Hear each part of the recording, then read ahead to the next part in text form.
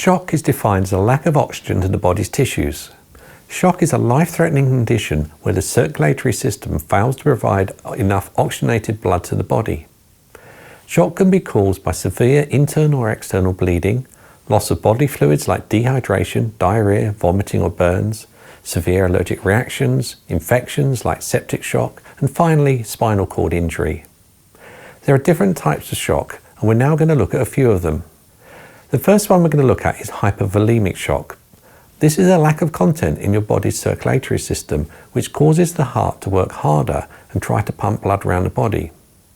One way hypovolemic shock happens is when the patient loses a lot of blood through internal or external bleeds. Neurogenic shock is a type of shock that results in hypertension, which is a low blood pressure and often occurs with bradycardia, which is the slower heart rate. Neurogenic shock is caused by a disruption in the autonomic nerve system's pathways. It can occur after damage to the central nervous system, such as spinal cord injury or traumatic brain injury. Cardiogenic shock is a life-threatening condition where your heart cannot pump enough blood to meet the needs of your body. It most commonly causes a serious heart attack, but not everyone who has a heart attack has cardiogenic shock. Anaphylactic shock is a life-threatening severe allergic reaction to substances such as food, insect bites or medications.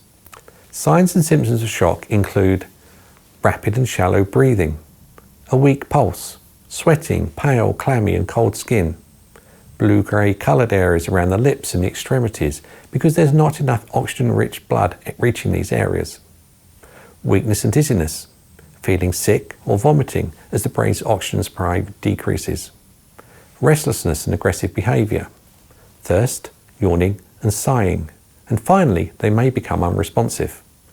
Treatment for shock is to call the EMS as soon as possible. Treat any obvious injuries to the patient.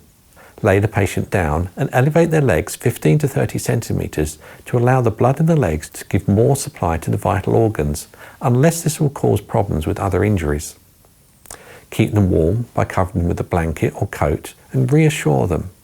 Do not give them anything to eat or drink, as this will divert blood to the stomach rather than their vital organs.